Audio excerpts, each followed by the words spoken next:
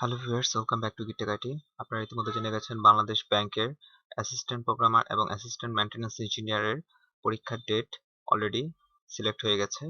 Marks distribution এর যে চার্টটা সেটি অলরেডি পাবলিশ করেছে। আমরা সেই অনুযায়ী আজকে সেই মার্কস ডিস্ট্রিবিউশন নিয়ে আলোচনা করব, পাশাপাশি জব প্রিপারেশন এর প্রপার গাইডলাইন্স নিয়ে আলোচনা করব। তো চলুন শুরু করা যাক। আপনারা ইতিমধ্যেই এই নোটিশটা অলরেডি পেয়ে গেছেন। 18ই জুন 2023 সালে বাংলাদেশ ব্যাংক কর্তৃক এই নোটিশটা জারি করেছে এবং সেখানে আপনারা ইতিমধ্যে দেখতে পাচ্ছেন যে সহকারী প্রোগ্রামার এটা হচ্ছে শুক্রবার দিন, আর সহকারী মেইনটেন্যান্স ইঞ্জিনিয়ার সেটা হবে শনিবার দিন। প্রথমে হচ্ছে 1 ঘন্টা ব্যাপী এমসিকিউ এক্সাম হবে, তারপরেই রিটেন পরীক্ষা শুরু হবে 2 ঘন্টার জন্য। এবং কোন সাবজেক্টে কত মার্ক থাকবে সেই বিষয়গুলো আমরা এখন বিস্তারিত আলোচনা করব এবং কোন বিষয়গুলো খুবই গুরুত্বপূর্ণ। যারা এখনো আমাদের চ্যানেলটিকে সাবস্ক্রাইব করেননি তারা অবশ্যই আমাদের চ্যানেলটিকে সাবস্ক্রাইব করে দিবেন এবং পাশে থাকা বেল আইকনটি অন করে দিবেন, এবং এখানে আমরা নিয়মিত জব প্রিপারেশন এক্সাম রিলেটেড ভিডিওগুলো পোস্ট করা হয়। গভর্নমেন্ট জবের প্রিপারেশন সম্পর্কে অবহিত হতে পারেন। ধন্যবাদ। চলুন শুরু করা যাক। বাংলাদেশ ব্যাংক কর্তৃক পরীক্ষার নোটিশ সম্ভাব্য তারিখ এবং সময় অলরেডি তারা তাদের ওয়েবসাইটে প্রকাশ করেছে। আপনার ওয়েবসাইট থেকে ওই নোটিশটি পড়ে নিতে পারেন। এখন চলুন শুরু করা যাক। অ্যাসিস্ট্যান্ট প্রোগ্রামার এবং অ্যাসিস্ট্যান্ট মেইনটেন্যান্স ইঞ্জিনিয়ারের জন্য এই দুইটা পরীক্ষারই ওই প্যাটার্ন সম্ভবত সেম। আপনারা দেখতে পাচ্ছেন সহকারী প্রোগ্রামারের তারা 7ই জুলাই 2022 সালে তারা সর্বশেষ নোটিশে এই কোশ্চেন প্যাটার্নটা সেট করে দিয়েছে। এই অনুযায়ী পরীক্ষা হবে এবং আপনি যখন পরীক্ষা দিবেন অবশ্যই সর্বশেষ কোশ্চেন প্যাটার্নটা অবশ্যই একবার চেক করে নেবেন। তাহলে সবসময় আপনার এমসিকিউ হচ্ছে 100 মার্কের হবে, সাবজেক্ট রিলেটেড 75 মার্কস থাকবে, ম্যাথমেটিক্সে 15 মার্কস থাকবে এবং জেনারেল নলেজে 10 মার্ক থাকবে। ঠিক আছে, এই মার্কসগুলো আপনাকে অবশ্যই সাবজেক্টিভে ভালো মার্কস তুলতে হবে আপনার ডিপার্টমেন্টাল সাবজেক্টে। এখানে মনে রাখবেন সবাই মোটামুটি ডিপার্টমেন্টালটা ভালো পারে, কিন্তু অবশ্যই এই মার্কসগুলো আপনার মিস করা যাবে না। পাশাপাশি ম্যাথমেটিক্স এবং জেনারেল নলেজ এখান থেকেও ভালো মার্কস ক্যারি করতে হবে।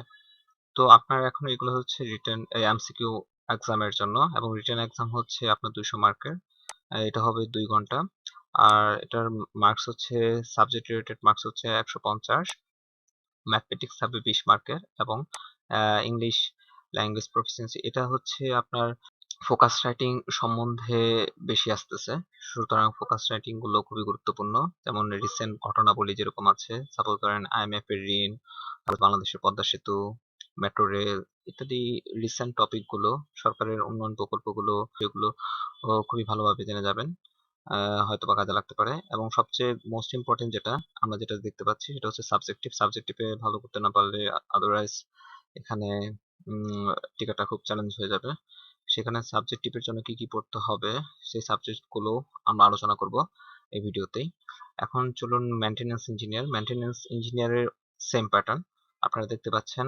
সাবজেক্ট রিলেটেড 75, ম্যাথমেটিক্স থাকবে 15 মার্কের এবং জেনারেল নলেজ হচ্ছে 10 মার্কের, এই মোট হচ্ছে 100 মার্ক।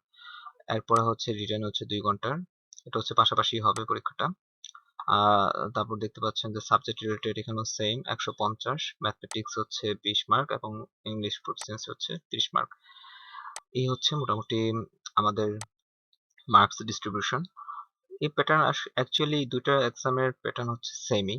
আপনি একটা প্রিপারেশন নিলে একটা অবশ্যই অপরটি হয়ে যাবে।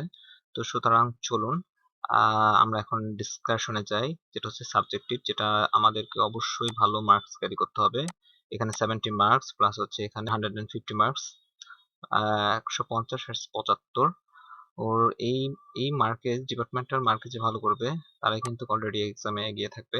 পাশাপাশি আপনাকে ম্যাথ এবং ইংলিশ এবং সাধারণ জ্ঞানটা অবশ্যই এমসিকিউর জন্য, এবং রিটেনের জন্য যা বললাম, যেটা বললাম ফোকাস রাইটিং, রিসেন্ট ঘটনাবহুল যে টপিকস গুলো আছে সেগুলো ও দেখে যেতে পারেন, সেগুলো কাজে লাগতে পারে। এখন চলুন যে সাবজেক্টিভ যে বিষয়গুলো আছে সেগুলো থেকে কি কি পড়া যায়। সাবজেক্টিভ নিয়ে কিছু আলোচনা করেছি এখানে, পাশাপাশি কিছু ইম্পর্টেন্ট টপিকস গুলো আমি বলে দিব। এগুলো সহকারেও আপনাদেরকে আরো এক্সট্রা অনেক কিছুই পড়তে হবে, যে এগুলো তো পড়বেনই, প্লাস হচ্ছে আপনাদের কাছে যা নিজেদের কাছে ইম্পর্টেন্ট মনে হবে সেই বিষয়গুলো অবশ্যই দেখে যাবেন। আর যে বিষয়গুলোর কথা আলোচনা করা হবে সেগুলো অবশ্যই একবার হলেও দেখে যাবেন। এখানে আমরা প্রথমে নিয়েছি সি প্রোগ্রামিং যেগুলো আছে, সাপোজ ধরেন swapping, Fibonacci series, copy constructor, output tracing ইত্যাদি, এগুলো সব দেখে যাবেন। এবং অ্যারে, পয়েন্টার, ঠিক আছে, এগুলো দেখে যাবেন। তারপরে object oriented programming, object oriented programming এ হচ্ছে আপনার যেগুলো বেসিক কনসেপ্ট আছে এবং প্রোগ্রামিং গুলো আছে সেগুলো অবশ্যই দেখে যাবেন। প্রবলেম সলভিং যেগুলো আছে সেগুলো অবশ্যই দেখে যাবেন। কম্পিউটার আর্কিটেকচার পড়বেন। অপারেটিং সিস্টেম হচ্ছে টাইম শিডিউলিং দেখে যাবেন, এগুলো গুরুত্বপূর্ণ। ডাটা স্ট্রাকচার খুবই গুরুত্বপূর্ণ, কারণ হচ্ছে ডাটা স্ট্রাকচার থেকে কোশ্চেন আসবেই।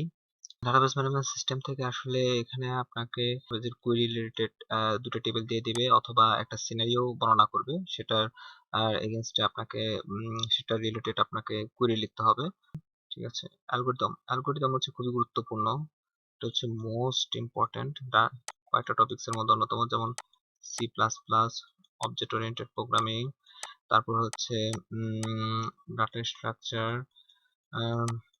ডিবিএমএস। অ্যালগরিদম থেকে টাইম কমপ্লেক্সিটি পড়বেন অবশ্যই, বিভিন্ন ধরনের টাইম কমপ্লেক্সিটি। তারপর হচ্ছে বিভিন্ন ধরনের algorithm, divide and conquer algorithm, greedy algorithm, dynamic programming ইত্যাদি সহ যেগুলো অ্যালগরিদম আপনার কাছে গুরুত্বপূর্ণ মনে হচ্ছে সেগুলো অবশ্যই দেখে যাবেন। হচ্ছে নেটওয়ার্কিং হচ্ছে বিভিন্ন ধরনের নেটওয়ার্ক টোপোলজি গুলো ও অনেক সময় পার্থক্য দিতে পারে। আইপির যে ম্যাথ গুলো আছে সেগুলো অবশ্যই দেখে যাবেন। ক্লাসগুলো কোনগুলো পাবলিক আইপি, প্রাইভেট আইপি, এগুলো জিনিসগুলো দেখে যাবেন, এগুলো এমসিকিউর জন্য খুবই গুরুত্বপূর্ণ। এই রিলেটেড আমার একটা পূর্ণাঙ্গ সিরিজ আছে যেটা আপনারা আমাদের ইউটিউব চ্যানেলে দেখতে পাবেন। আপনি যদি এই ভিডিওটা বিটিসিএল জব প্রিপারেশনে এই একটা ভিডিও যদি দেখেন, এখানে মোটামুটি আমি অনেক কিছু কভার করা হয়েছে এই ভিডিওটাতে। আপনি এটাই আমাদের চ্যানেলে যখন আসবেন তখনই এটা পেয়ে যাবেন। এটা মূলত শুধু বিটিসিএল না, এটা মূলত সব সিএসসি জবের জন্য এই ভিডিওটা কভার করা আছে। সাবজেক্ট ওয়াইজ ইন্ডিভিজুয়ালি কি পড়তে হবে আমি এখানে বিস্তারিত আলোচনা করে দিয়েছি। আপনি এই ভিডিওটা অবশ্যই দেখে নেবেন আমাদের চ্যানেল থেকে, তাহলে আপনার মোটামুটি কনসেপ্ট ক্লিয়ার হয়ে যাবে। সিকিউরিটি হচ্ছে খুবই গুরুত্বপূর্ণ, কারণ হচ্ছে সিকিউরিটি থেকে কোশ্চেন আসবেই, যেমন হচ্ছে networking threat, vulnerability, risk, SSL, TSL, এগুলো অবশ্যই দেখে যাবেন। ক্লাউড কম্পিউটিং দেখে যাবেন। ক্লাউড কম্পিউটিং এর বিভিন্ন ধরনের software as a service, platform as a service, এই জিনিসগুলো যেগুলো আছে সেগুলো অবশ্যই দেখে যাবেন। এই সিকিউরিটি খুবই গুরুত্বপূর্ণ ব্যাংকিং সেক্টরে। আর ইয়ার ডায়াগ্রাম, বিভিন্ন ধরনের ইয়ার ডায়াগ্রাম ড্রয়িং করতে দিতে পারে আপনাকে, যে এমপ্লয়ি এই ব্যাংকের একটা অ্যাকাউন্ট খোলা থেকে শুরু করে ডিপোজিট করা, এগুলো ইত্যাদি বিভিন্ন টাইপের অ্যালগরিদম দিতে পারে, সুতরাং এটা একটু দেখে যাবেন। এটা হালকা মোটামুটি ইম্পর্টেন্ট।